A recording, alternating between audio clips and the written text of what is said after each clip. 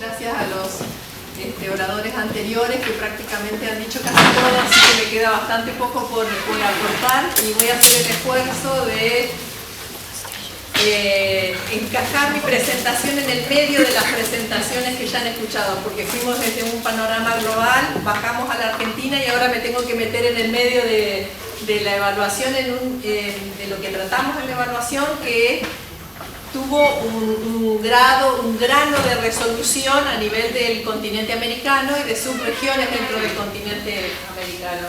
Tengo que decir que esta evaluación la copresidimos 3 personas, el doctor Jake Rice, Cristiana Seillas de Brasil, Rice de Canadá y yo de Argentina, pero tratamos de descubrir con nuestros puntos de vista la coordinación de un grupo de trabajo muy diverso, muy heterogéneo, que ya bueno, les voy a contar un poquito sobre esta evaluación. Voy a dar un poquito unas bases iniciales y después, en realidad, mucho de lo que les voy a decir hay bastante redundancia entre lo que ya han escuchado, porque, como les voy a mostrar, porque creo que la oculté a esa diapositiva, no hay muchísima diferencia entre lo que encontramos en la evaluación de las Américas y lo que encontraron en la evaluación global. Esta evaluación realizada por un grupo de más de 150 investigadores de 23 países, y tuvo una amplia colaboración de autores, 82 autores que colaboraron a los autores principales. Hubo varios coordinadores de autores y bueno, la estructura de IPES que nos dio toda la apoyatura desde la Secretaría de IPES y el MEP y el Buró, que son las estructuras permanentes de esta organización que está en el paraguas de las Naciones Unidas. Esta evaluación, como ya les contó Lucas, tuvo un proceso de revisión externa. Fue digamos, desde el scoping hasta la presentación pasaron 4 años de un trabajo muy intensivo y de mucha revisión. Como les decía Lucas, nosotros también tuvimos casi 6.000 comentarios que tuvimos que responder de a uno, y esto que ustedes ven acá es el resumen para tomadores de decisión, pero en realidad el informe tiene aproximadamente 750 páginas. Y a los que estén interesados, yo en el pendrive que tengo el documento completo y el resumen para tomadores de decisión, y una versión en español que no es la final, pero que se las puedo dejar para que ustedes la revisen, incluso esta presentación, para que el que esté interesado pueda ir más despacito, porque yo voy a tener que ir mucho más rápido y saltando algunas diapositivas por una cuestión del tiempo, ¿no? ¿Sí? Bueno, no, pero bueno, la gente se está yendo y bueno, viendo que todos tienen sus otros compromisos, ¿no? Partimos de 5 preguntas fundamentales para poder responder. Una que tiene que ver con esto que decía Carlos Merenson, de cuál es realmente la contribución de la biodiversidad, y en el momento en que se hicieron estas preguntas hablábamos de funciones y servicios ecosistémicos. Después, en el transcurso de la evaluación, fuimos cambiando conceptualmente de pasar de hablar de servicios ecosistémicos a contribuciones de la naturaleza para la gente, que es un concepto más abarcativo y quizá más comprensible también por el público en general. Analizamos el estado de la biodiversidad en las Américas, las tendencias y las dinámicas futuras en función de 4 escenarios que les voy a mostrar. Las presiones indirectas y directas. Lucas se refirió mucho a las presiones directas y olvidó mencionar las indirectas que estaban al costado, así que yo se las voy a mencionar. Los impactos actuales y potenciales de varias políticas e intervenciones. En realidad se analizaron distintos grupos de instrumentos y también identificamos los vacíos de conocimiento, ¿no? Y al final voy a incluir una diapositiva también desde mí, no desde el IPES, pero algunas reflexiones que me quedan a mí como para compartir con ustedes después de este ejercicio. 4 subregiones que se consideraron fueron Norteamérica, incluyendo Groenlandia, Mesoamérica, Sudamérica, incluyendo Islas Malvinas, y el Caribe. Ese es el grano de la evaluación. La evaluación, no me voy a referir al marco conceptual, pero simplemente para mostrarles que detrás de todas estas evaluaciones de IPBES, tanto la de polinizadores como la de degradación de tierras y restauración, que también tengo el informe, que fueron temáticas, como las 4 evaluaciones regionales y la global, tuvieron como brújula, digamos, este marco conceptual que considera como componentes fundamentales a la naturaleza, vista desde la visión de la ciencia occidental, pero también de la visión de los pueblos originarios y locales, cómo esta naturaleza es proveedora de contribuciones para la gente en términos de bienes y servicios ecosistémicos o bienes naturales, cómo esas contribuciones se transforman y pasan a generar estados de calidad de vida o bienestar humano, o de valores como vivir en armonía con la naturaleza, ¿no? La buena vida en balance y en armonía con la madre tierra, en la visión de los pueblos originarios. Ahora bien, exploramos esos componentes y sus interrelaciones, pero a su vez, viendo las distintas fuerzas, tanto directas como indirectas, cómo afectan a la naturaleza y a estas relaciones, y cómo la sociedad se organiza para no solo responder, digamos, o compensar las fuerzas directas, sino también para facilitar, mejorar este circuito virtuoso entre la naturaleza y lo que puede la naturaleza, lo que es la naturaleza en términos de generar calidad de vida o buen vivir. Y además,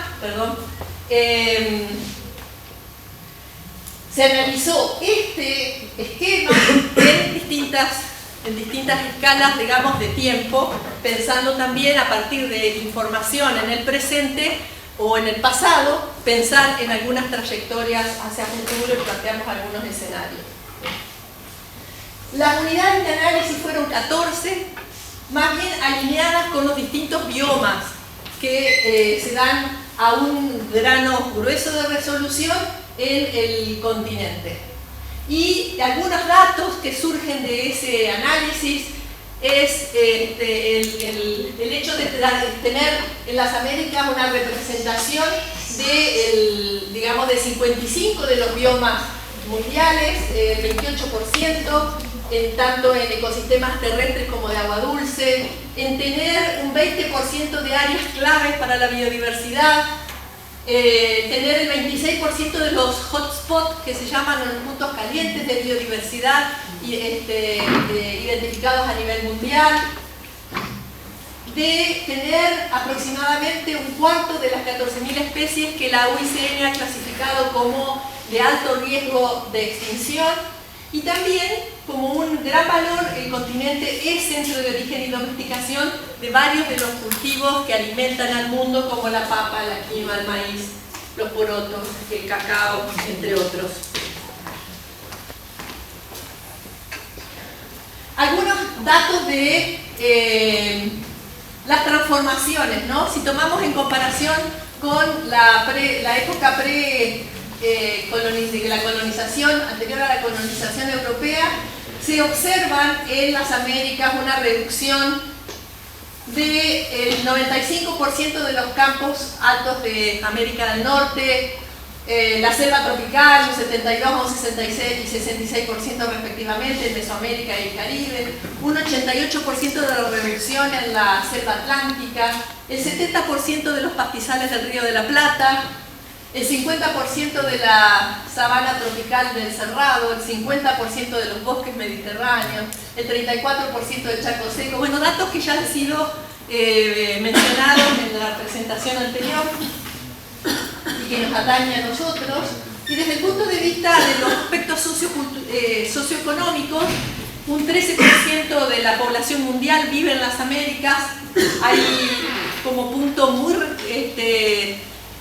importante a nivel global es la notable diversidad cultural, pero ya vamos a ver cómo está esa diversidad cultural en cuanto a sus tendencias. Más de 66 millones de pobladores indígenas, con 420 pueblos y tribus en la región amazónica, con lo que eso significa también en cuanto a sus valores, en la relación con la naturaleza. Obviamente una gran diversidad de orígenes de la población, de Europa, de Asia, de África, y una riqueza en cuanto a las lenguas vivas del planeta, en la cual América tiene aproximadamente un 15%. Producimos el 34% del PBI global, pero tenemos los extremos, ¿no? Los dos países, el más pobre y el más rico del planeta. Producimos el 22,8% de la huella ecológica global y digamos, estos datos que les pasé anteriores, más ecológicos o de pérdida de riqueza ecológica, y estos valores socioeconómicos estarían mostrando que en las Américas la naturaleza se está utilizando más intensamente que en el promedio mundial, y que eso estaría superando la capacidad de la naturaleza para autorregenerarse o autorrenovarse y renovar las contribuciones que le presta a la sociedad, de calidad de vida para las personas. Vamos a ir un poquito al tema de las contribuciones de la naturaleza, que ya Lucas se los mencionó, pero trabajamos sobre 18 contribuciones ordenadas en las contribuciones materiales, como alimentos, materiales de servicios, energía, recursos medicinales, las contribuciones no materiales, las culturales, como aprendizaje, inspiración, identidad, experiencias físicas y psicológicas, y todas las contribuciones que tienen que ver con la regulación del mantenimiento de opciones, la regulación del clima, de la calidad del aire, la regulación de la cantidad y flujo de fuentes de agua dulce y costeras, la regulación de los peligros y fenómenos extremos, la creación y mantenimiento de hábitat, la polinización y dispersión de semillas, la regulación de organismos perjudiciales, la regulación de la acidificación de los océanos y la formación, protección y descontaminación de los suelos. Sí. Veo que sacaron de la clasificación los de soporte, no, lo que pasa es que se cambió hay un cuadro que no tengo acá, pero que muestra cómo la mirada de IPBES, si bien está basada en lo que fue la clasificación del Millennium Ecosystem Assessment, que identificaba 4 grandes grupos, hubo un reordenamiento conceptual, incluso mismo desde que arrancó IPBES en el 2012 hasta ahora, ha habido un cambio y un ajuste en las categorías, ¿no? Pero no cambia sustancialmente, ¿no? Porque claro, sí, pero bueno, de algunos resultados de la evaluación es que en las Américas tenemos el 40% de la capacidad de los ecosistemas del mundo para producir y consumir materia prima como valor, ¿no es cierto? O sea, ¿cómo somos nosotros, América, en relación al mundo? Esa alta capacidad contribuye obviamente a satisfacer las necesidades de la sociedad, tanto en seguridad alimentaria como en la satisfacción de agua, salud y modos de vida y bienestar, y también de identidad cultural. Le voy a hablar de las cosas buenas y después de las no tan buenas, y digamos que el valor de estas contribuciones de la naturaleza son equivalentes al Producto Bruto Interno del continente, que en un valor económico está valorado aproximadamente en 24,3 trillones por año, de una evaluación que se hizo allá por el 2011. Puesto en un gráfico, esta valorización calculada por hectárea o por individuo, vemos que esto es el valor en términos per cápita y el valor por hectárea. Vemos que Sudamérica tiene un mayor valor si lo comparamos con Norteamérica o con las otras subregiones, Mesoamérica y el Caribe. Lo que nos está diciendo a los sudamericanos, y que explica un poco el gráfico que vos mostraste, en el cual tenemos en las Américas y sobre todo en América del Sur un superávit ecológico que no deberíamos descuidar. En cuanto a algunos valores socioeconómicos, los residentes de América tienen 3 veces más recursos de los que per cápita, ¿no?, de los ciudadanos promedio del mundo. Producimos más alimento y mucho más de lo que necesitamos para alimentar a la población de las Américas, aproximadamente un tercio.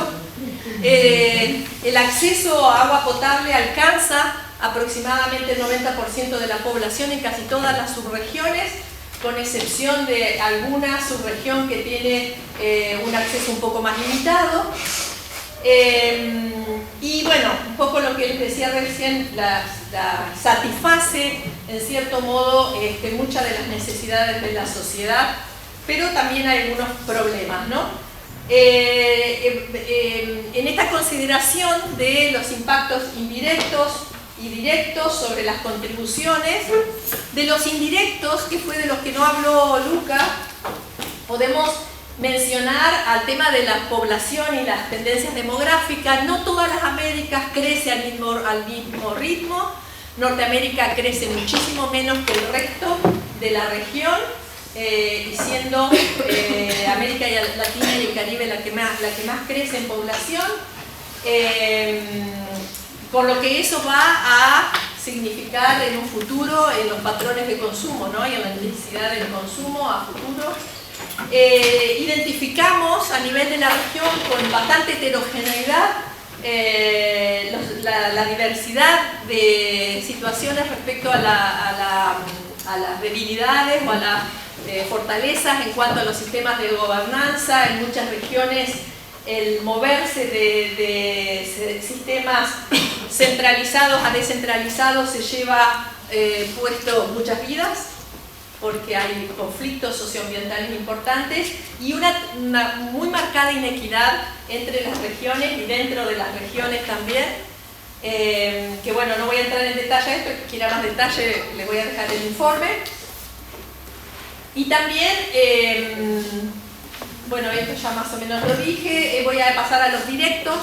Al igual que en la evaluación global, surgen como muy importante o más importante la conversión de hábitat y fragmentación como uno de los principales factores de pérdida de biodiversidad. Lo que se ha perdido, por ejemplo, en hectáreas de praderas en Norteamérica o los humedales en regiones por la transformación hacia producción agropecuaria. El tema de la sobreexplotación muy marcado en la ictiofauna marina, y el tema del cambio climático como, digamos, un factor que es casi como un paraguas, ¿no? Estos factores, lo que es importante tener en cuenta es que no son cada uno independientes, sino que hay sinergias entre ellos. Y en las sinergias es cuando los efectos pueden ser aún más importantes de los que nosotros hemos podido cuantificar en base a la información disponible. Pasamos un poco a las tendencias y las proyecciones. Este gráfico me quiero detener un poquito, aunque no se ve mucho, pero acá tenemos las distintas unidades, los distintos biomas en los cuales hicimos la evaluación, y en las columnas tenemos las distintas contribuciones de la naturaleza para la gente por las distintas unidades de análisis. Ahora les voy a explicar más en detalle lo que significan los colores, pero lo importante que queremos notar que en el conjunto de todas las unidades de evaluación, en las Américas las contribuciones de la naturaleza para la gente han disminuido un 65%, con un 21% disminuyendo fuertemente. Eso en relación al periodo de la gran colonización europea, que fue el punto como de control para nosotros. Esto es la tendencia en la cobertura total de bosques. Vemos que la tendencia de cobertura total de bosques no en el Caribe es la única región que tiene una tendencia ascendente, donde ha habido una recuperación de los bosques. Todas las subregiones van en disminución. Y uno esto lo puede ver, por ejemplo, en el caso del Chaco, el 34%, como les decía, del bioma del Chaco ya ha sido transformado. Y los arrecifes de coral es uno de los conjuntos de biodiversidad en los cuales más dramáticamente se están perdiendo, y esto es muy importante para la región de Caribe. El tema de las especies, se ha perdido ya al 2010 un 30% de la abundancia media de todas las especies. Las especies exóticas invasoras también han crecido en todas las subregiones. En Norteamérica se cuantifican alrededor de 400 especies exóticas invasoras, en Sudamérica alrededor de 100. Lo del bosque ya lo dije. Y otras cuestiones que tienen que ver con tendencias, ¿no? Creo que está mal ubicada esta, pero bueno, está mal ubicada, ya hablé de esto. Lo que quiero mostrarles es cuáles son las más notables contribuciones que están disminuyendo, y pensemos en lo que eso implica en cuanto a calidad de vida para la gente. Digamos, el aprovisionamiento de alimentos y agua es algo que está decreciendo, pese a que en algunas regiones se produce mucho. En realidad el acceso de esas contribuciones para la gente ha disminuido. La regulación de eventos extremos y plagas nocivas, una reducción en el mantenimiento de los sistemas de conocimientos e identidades, una disminución de la polinización y la dispersión de semillas y propágulos, y una crisis en cuanto a la diversidad lingüística, con un 60% de lenguas nativas amenazadas en el continente. Bueno, se espera que los factores claves del cambio en la biodiversidad y las contribuciones se intensifique a futuro. Es probable que lo que ya se dijo, ¿no? Que las metas Aichi no se cumplan. Del análisis que se hizo en las Américas, solo Norteamérica y los países del Caribe han logrado satisfacer una sola de las metas Aichi. Y bueno, un poco esto es lo que les decía, ¿no? Los patrones de consumo, si continúan al ritmo actual, la degradación de muchos biomas va a seguir empeorando hacia el 2050. El factor de pérdida de hábitat y conversión ha sido el más dominante, digamos, y los cambios climáticos, a pesar de que la pérdida de hábitat ha sido el factor más importante hasta ahora, hacia el 2050 el cambio climático va a acelerar esos procesos de pérdida de biodiversidad. Esto es el gráfico que muestra las proyecciones, digamos, hasta el 2010. Esto es abundancia promedio de especies. Hacia el 2010 habíamos perdido ya un 30% de las especies, y las proyecciones, si todo sigue igual, hacia el 2050 estaremos en un 40% de pérdida de especies. Estos son tres escenarios: uno que, digamos, haya mejoras en cuanto a los procesos tecnológicos a nivel mundial, a que haya cambios respecto a descentralización en el manejo de los recursos, o cambios en los patrones de consumo, que es el que estaría mostrando una mejora en cuanto a la recuperación o a desacelerar la pérdida de biodiversidad, ¿no? Voy a pasar rápido para ir cerrando, así no se me va todo el público. Me gusta esta gráfica, lo que está mostrando en relación a los objetivos de desarrollo sostenible. Hicimos un análisis entre las distintas contribuciones de la naturaleza para la gente en relación a los objetivos de desarrollo sostenible de las Naciones Unidas, y en una consulta de expertos vimos que hay un conjunto de contribuciones que son necesarias para poder alcanzar conjuntos de objetivos de desarrollo sostenible. Por lo tanto, el poder alcanzar esos objetivos no depende de una sola contribución, sino de que se den mejoras en el conjunto de contribuciones, y en el informe ahí se puede ver en mayor detalle. La gráfica es malísima la resolución, pero bueno, no se podía mejorar. Para ir finalizando, me quedan dos grupitos de diapos. Se analizaron distintos tipos de normativas y la calidad de implementación de esas normativas a nivel del continente. Y hay como tres conjuntos, ¿no? Unas son vinculadas a los mecanismos regulatorios, que es basados en área, en superficie, a conservar, áreas protegidas, áreas indígenas y comunitarias, con adecuados esquemas de monitoreo y control de las normativas.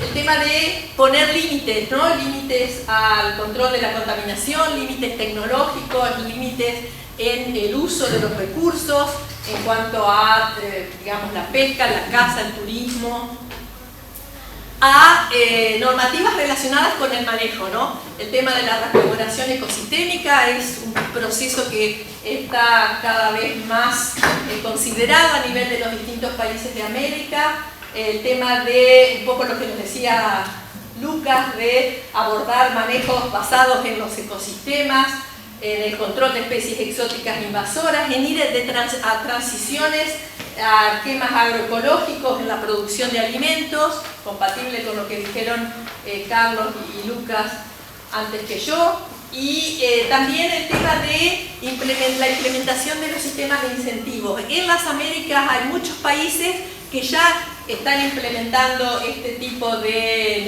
mecanismos, de herramientas, como procesos de ecocertificación, compensaciones, pagos por servicios ecosistémicos, y el informe da bastante detalle sobre la suerte que corren, digamos, esas distintas mecanismos en los distintos países. Lo ideal serían procesos digamos, de generalización, pero no todos funcionan todos los países de la misma manera, porque tenemos políticas diferentes, tenemos contextos socioculturales y económicos diferentes, y también aquellos que están basados en el derecho a la madre tierra y en aquellos centrados en mejorar la cuestión del acceso y la distribución de los beneficios. Ha habido avances. En el análisis vimos que hay en muchos de los países, y en Argentina es una de las variables que se puede corroborar, que es el aumento en las áreas protegidas, a pesar de que todavía es bastante insuficiente para algunos biomas. El hecho de que existan cada vez más proyectos de restauración ecológica, lo que sería poder recuperar un poco, volver para atrás, digamos, en cuanto a estados originales de la biodiversidad, aún sosteniendo las contribuciones para la sociedad. El tema de desarrollar estrategias para hacer más sostenibles los paisajes dominados por humanos, esto es esquemas de agroforestería, de agroecología, un poco lo que nos contó Lucas y lo que nos habló muy bien Carlos Berenson, y empezar a trabajar, a poner muchos más esfuerzos en considerar los trade-offs, ¿no? Las pérdidas y ganancias en cuanto a las distintas formas de intercambio, ¿no? Esta cuestión de la transferencia que hay de agua, de nutrientes, en los procesos de comercialización y de comercialización hacia otros continentes, o sea, las fugas y transferencias a múltiples escalas. Hay en la evaluación de Europa un gráfico muy significativo que muestra esto claramente, cómo América transfiere a un costo propio un montón de sus capacidades de la naturaleza sin que eso esté incorporado en los precios, ¿no?, que se nos paga por esos mecanismos de intercambio.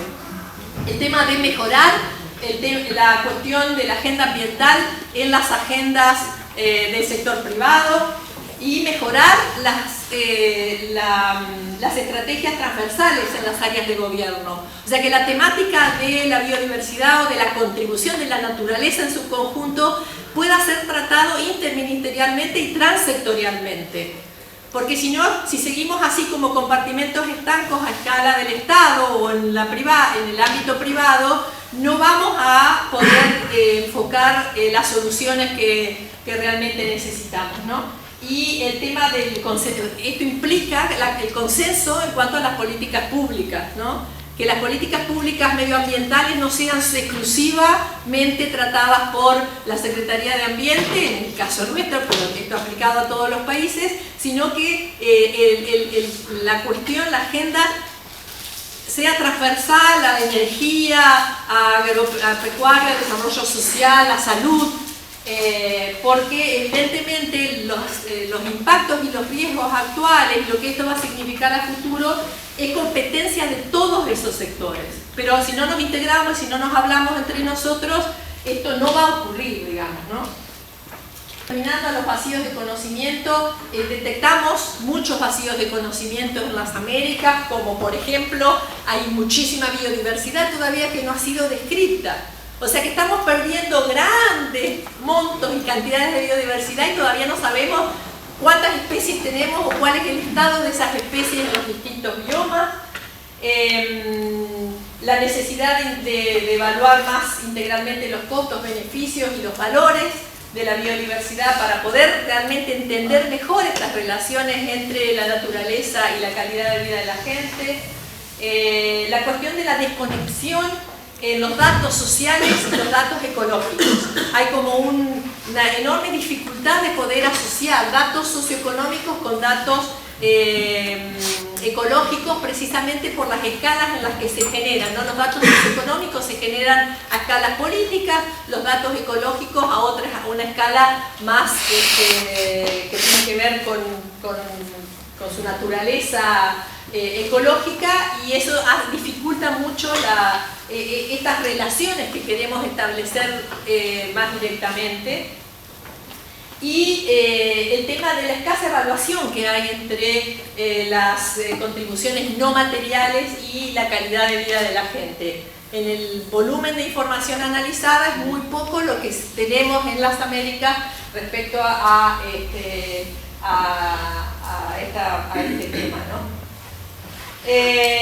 También la vinculación entre los impulsores indirectos sobre los directos, ¿no? La relación entre efectos directos antropogénicos con cómo la sociedad o estas variables de tipo indirecto, cómo están afectando a la naturaleza y sus contribuciones. Es como que hay que impulsar mucho más investigación en esas relaciones para poder entender mejor lo que está pasando, y también el tema de la evaluación de los programas, de la implementación. Tenemos programas, tenemos normativas, pero tenemos una escasa noción del resultado de esas normativas en datos concretos que nos permitan medir cómo estamos yendo, ¿no?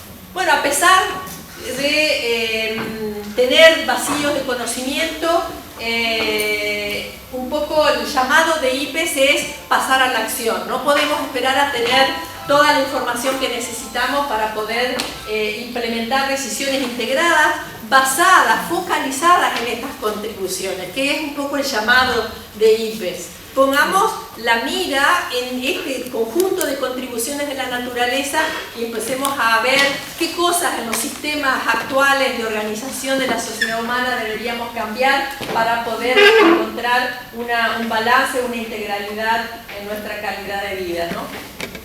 A mí se me ocurrió, bueno, para esta es mi última diapo, hacer digamos, pensar un poquito, ¿no? ¿Qué cosas deberíamos modificar? Una es el tema de poner mejor foco en la agenda de investigación de ciencia y tecnología para documentar esto que decíamos, ¿no? Estas relaciones, que no tenemos información que nos permite hacer una evaluación adecuada. Quizá pensar en una evaluación nacional IPES, o a lo mejor con todos los informes nacionales que tenemos, reanalizarlos en términos del marco conceptual de IPES, como para tener, digamos, un paralelo entre los datos nacionales con estas evaluaciones que se están haciendo a nivel regional. En ese sentido, Brasil ya la hizo, Colombia la está haciendo, con incluso fondos semilla que ha dado Naciones Unidas para que esas evaluaciones se hagan. Quizá, no sé si esto sería posible hacerlo en nuestro país, pero una fortaleza que tiene nuestro país es que hay más de 30, seguro más de 30 20 cuantificó la Secretaría de Ambiente, pero yo estoy segura que estamos en 30 o 40 investigadores argentinos que participaron en las distintas evaluaciones, las de polinizadores, en la de conversión de land degradation y restoration, degradación de tierras y restauración, en la evaluación regional y en la evaluación global. Estoy casi segura que estamos alrededor de los 50 científicos argentinos que hemos participado, por lo tanto tendríamos como un expertise ya familiarizado con esto y a lo mejor no sería tan trabajoso poder usar toda la información que hay disponible y ver cómo estamos en este marco, ¿no? Que se va como instalando como un marco muy potente para evaluar el estado de la naturaleza en pos de satisfacer los requerimientos humanos. El tema de la existencia, hay mucha normativa, hay muchas políticas públicas, pero una escasa adhesión a las mismas, ¿no? Carlos nos lo dijo de la mejor manera, no voy a ir yo atrás de eso nuevamente, pero sí me parece que tenemos como ciudadanos muchísimo que hacer para nosotros mismos y en los ámbitos en los que nos desarrollamos, tratar de que haya una mejor adhesión a las normativas, porque por algo están. Porque por algo ya se sabe que está bueno que haya una ley de bosques o que trabajemos para que se instalen leyes vinculadas a conservar la flora silvestre o a considerar, digamos, estos nuevos conceptos. Exigiendo políticas públicas específicas sobre las contribuciones de la naturaleza para la gente y, bueno, cumpliendo y haciendo cumplir normativas existentes. Difundiendo esto que estamos haciendo, ¿no? Contarnos entre nosotros lo que estamos produciendo, dialogando, intercambiando ideas, porque siempre eso nos enriquece y podemos, en el caso de ustedes jóvenes, van a ser los tomadores de decisiones del futuro. Y los tomadores de decisiones somos todos, no son solo los funcionarios públicos que tienen su momento o pasan por los gobiernos en periodos de 4 u 8 años en el mejor de los casos, sino que tomadores de decisiones somos todos nosotros, los ciudadanos, los productores agropecuarios, los industriales, los mineros, en fin, todo el mundo toma decisiones, entonces en esa toma de decisión todos estamos contribuyendo con un poquitito de nuestra responsabilidad para que las cosas vayan mejor o peor. Y un poco rompiendo las barreras del conocimiento científico.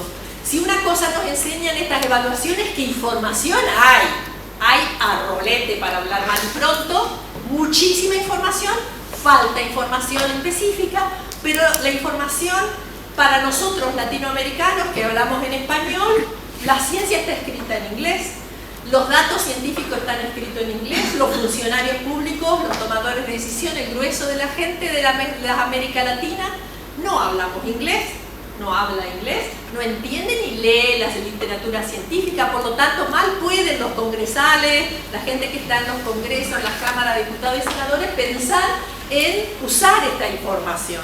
Por lo tanto, la información científica me parece que tiene que ser predigerida para ponerla a disposición. Y estos informes, a veces los informes nacionales, ayudan a eso. Ahora, el formato que tiene que tener esa información para que los tomadores de decisión lo entiendan, o el común de la gente, o el productor, o el minero, tiene que cambiar, tiene que estar presentada de una manera tal que lo permee, que lo sensibilice. Y me parece que ahí nosotros tenemos mucho camino por recorrer. No estamos hablando el idioma que los tomadores de decisión necesitan escuchar. Cuando digo tomadores de decisión, insisto, no estoy hablando de los funcionarios públicos, de los servidores públicos. Estoy hablando del conjunto de la sociedad. Entonces, el tema del idioma, la forma en que nos hablamos y nos presentamos la información, va a tener muchísimo que ver en que podamos ir cambiando estas cuestiones, ¿no? Y empezando por IPBES, tenemos que hacer el mea culpa, porque los informes están escritos en inglés, ni siquiera los Summary for Policy Makers, o sea, los resúmenes para tomadores de decisión todavía publicados en la página de IPBES están solo en inglés, y hay versiones digamos, cuasi finales que se usan en los plenarios, porque las Naciones Unidas tiene 6 idiomas oficiales, entonces están en esos idiomas oficiales, pero como no son los definitivos, el formato así publicable, solo está en inglés. Entonces, digamos, no estamos en las redes. IPES tiene muy activa actividad en las redes, en Twitter, en Instagram, en Facebook, pero todos los mensajes son en inglés. Por lo tanto, me parece que si nosotros como latinoamericanos no hacemos algo para modificar eso, o no armamos un grupo de voluntarios para que traduzcamos esa información, todos estos esfuerzos que son enormes, que son costosísimos en términos de la gente, porque todos los 1.500 científicos que hemos participado hasta ahora en las evaluaciones, todos lo hemos hecho gratis, voluntariamente. ¿Quiénes pagaron eso? Las instituciones que están detrás de cada uno de esos científicos que les paga el salario, o jubilados como yo, que se paga con la jubilación del ANSES que yo acumulé durante 40 años de aporte. No, pero entonces yo creo que la humanidad tiene que empezar a valorar esto y digamos empezar a cuantificar que no todo se hace con plata, sino que hay muchas cosas que se hacen sin plata con plata de otros, ¿no? El IPES hizo un cálculo del costo, del valor, no el costo, sino del aporte que hemos hecho los 1.500 científicos a los países miembros, que son, como dijo Luca, de última, quienes son los dueños de estos informes. Porque estos informes han sido producidos a pedido de los países, y los países, en el caso de los Summary for Policy Makers, fueron evaluados y aprobados palabra por palabra. Los informes gordos no, se aprobaron en general, pero los Summary y los resúmenes para los tomadores de decisión son de los gobiernos porque ellos los aprobaron. Entonces, bueno, nos tenemos que apropiar de eso, ¿no? Y nos tenemos que apropiar de este trabajo voluntario que han hecho los científicos. Y bueno, nomás me queda invitarlos a ustedes a que nos quedemos reflexionando sobre estas cosas, y quizás ustedes, los que lograron quedarse hasta el final, tienen un grupo de gente y pueden diseminar, y entonces redes de redes podamos ir popularizando todo esto que realmente nos debería sacudir el corazón. Yo por eso, que nos da de comer, que nos da salud, que nos da vestimenta, que nos da seguridad, que nos da todo. ¿Qué nos está pasando como ser humano que no estamos entendiendo lo que estamos haciendo con nuestra propia sobrevivencia? ¿Tenemos elección en contra o qué? Yo creo que es para ponernos a pensar y para ponernos a reflexionar. Así que bueno,